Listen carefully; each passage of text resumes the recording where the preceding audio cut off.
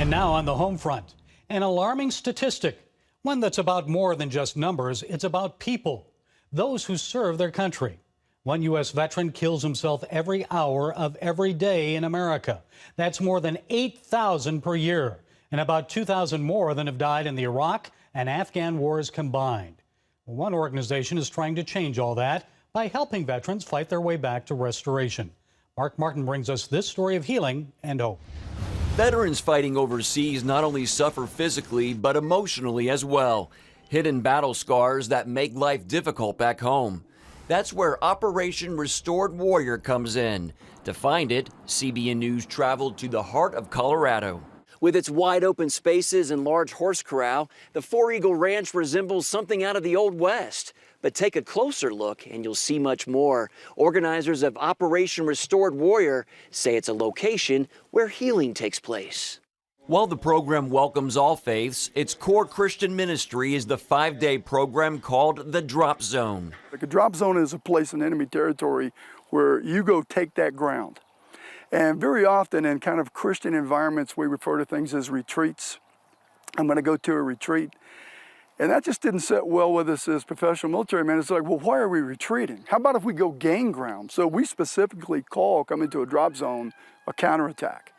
And that appeals to warriors. That counterattack is threefold: rescue, rebuild, and restore. Warriors come to this place because they're looking for hope. And often the enemy has just beat them down. But this is the place where they know there's some hope. And then when they get here, what they find out is that this is where healing is. And that hope and healing is here because Jesus is here. The intensive program targets areas of the heart that need healing. ORW leaders hold to the belief psychology reveals Jesus heals, and say it's been proven hundreds of times. For participants like Navy veteran Paul Williams, the program can be a literal lifesaver. July 2nd of this year, I had written a note and I was ready to go. And it just didn't happen. You know, I went back to my truck to go get the gun and it wasn't there. So I just started praising Jesus with my praise and worship music and said, you know what, I need to give this ORW, Operation Restored Warrior, a really good shot. And that decision led to victory. I was able to open up to Paul, the founder of ORW, about all the trash that I've been carrying. And it felt so good to finally just let it out, you know. And I can't thank this organization enough. I mean, I came here fighting for my life.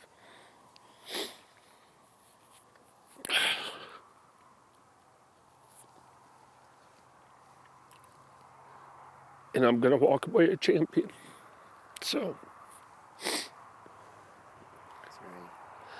I love them a lot, and I'm super thankful for it. I was definitely a broken man. Had a lot of depression and anxiety, a lot of anger, a whole lot of anger, and just felt lost. Really, just didn't know where my place was. Didn't know how to find my place either. Dunbar accepted Christ during the Drop Zone and decided to get baptized.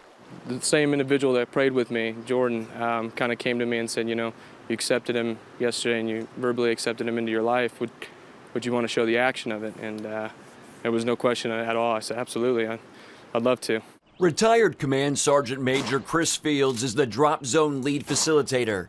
He too once contemplated taking his life and also lost fellow service members to suicide. Fields understands the urgency of going through this program before it's too late.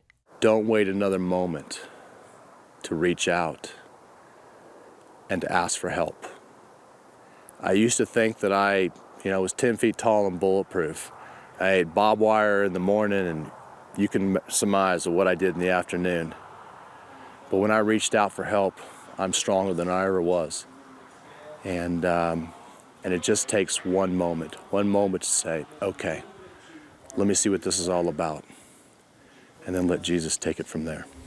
Mark Martin joins us with more. Mark, I know you met a number of veterans that tried to commit suicide. What did you learn about their situation? Did they feel like family members just didn't notice the signs, weren't responsive to them, no one cared?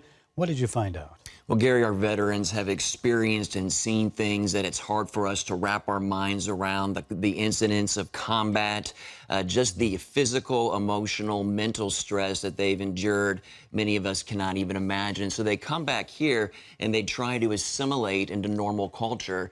Very difficult for them to do. Their families don't understand what they're going through. Their workplaces don't understand. So these are broken men. Many of them are at the bottom of the barrel, at the end of their rope, are close to committing suicide, have a plan, have an intent to commit suicide. That's when Operation Restored Warrior steps in and is really making changes. It's really hard to understand PTSD, isn't it, if you haven't been through it and you haven't been through combat. Now, I know this past summer I interviewed Congressman Scott Taylor, former Navy SEAL, and I talked to him about veteran suicide. He said when vets feel suicidal, many don't even consider getting help at VA centers because they just don't feel the VA cares enough about them, and it's better for them to actually be with friends and to talk to someone who's actually been in combat. What difference does that make? Well, Operation Restored Warrior is living proof of that. You're right, many vets don't want to go to the VA. They're concerned about red tape, about the bureaucracy involved with that. But they come to an organization like Operation Restored Warrior, ORW, and they find other guys that are going through the similar situations that they're going through and dealing with, and that camaraderie gives them confidence. It fuels them to move forward. And then Operation Restored Warrior, although it accepts people of all faiths, the ministry is Christian-oriented, and they look at it this way: psychology reveals, but Jesus heals. They bring Jesus right into the mix of the treatment program there. How important is a healthy spiritual life to total healing? A healthy spiritual life is extremely important because it's the anchor, so to speak. You can develop coping skills for your mind, for your emotions. You can exercise to train your body and to increase endorphins and serotonin level.